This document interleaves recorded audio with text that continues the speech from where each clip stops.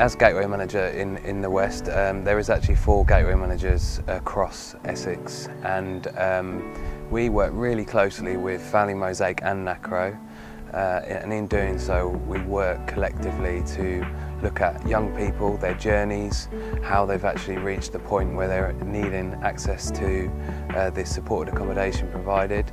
But also what we look at is we look at how we can best journey with these young people and how we can best support these young people. My story is quite quite complicated actually, because I was in private foster care before I moved. That relationship broke down 2 days before my 16th birthday, so the 22nd of February this year I was made homeless. I was sofa surfing and that for over my birthday until the 6th of March. Not long, but it's still horrible. I wouldn't wish it upon my worst enemy. Where I am now, I feel a lot safer because there's only 8 residents of us. But when I was in Bramble Court, there was quite a few more people. It's not that you don't feel safe, it's just that there's always a lot going on. Happiness is being with friends that actually give something and add something to your life, and I think as long as you've got that, then you're all right. I live in a Family Mosaic building in Colchester. I've been there since the start of July now. It was difficult going back into living on my own because I was homeless at 16. My parents kicked me out. Then I went to foster care, and then I came out of foster care, so I got kicked out and was homeless again for a couple of months, and then went into Family Mosaic. I'm a fashion student at the moment at Colchester Institute, and I'm in my 2nd year.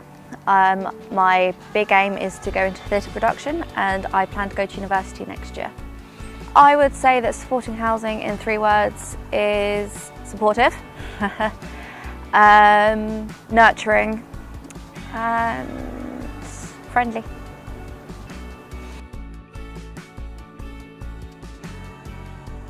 I was in foster care most of my life, since I was about 2 years old. At age 7, me and my brother were split apart. I moved out because it was getting like constant arguments at home. So I thought it'd be best to move out because it was awful. So I talked to my social worker about it, and she suggested to move into supported housing. When I moved in, I felt slightly nervous, but I was mostly okay with it. It was rather enjoyable, to be fair. To me, home means family and friends and somewhere to lay your feet. It's mostly my friends that make me happy though. I've got loads of friends and they're all really nice people.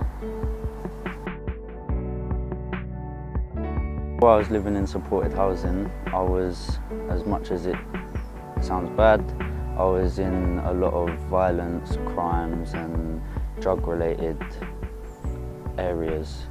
Having a child has changed me a lot, because if he weren't here now, I'm not going to lie, I'll probably be in the same situation, because it was him that made me think I need to change my life, I need to do better for him.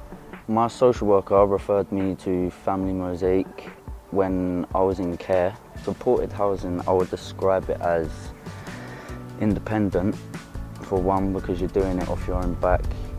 Makes you learn respect within yourself, within your property, and for your own things that you look forward to getting, and jobs, etc. It just brings more respect than what you did have.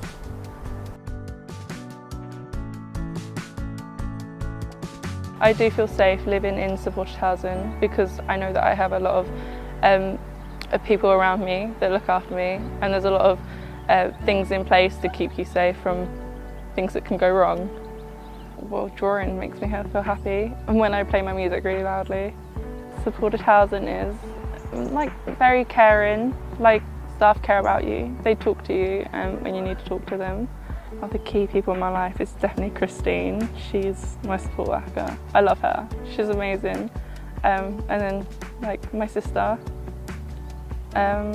she's a godsend. I can always rely on my sister. Home means somewhere you're going to be loved. I don't know if I found a home yet.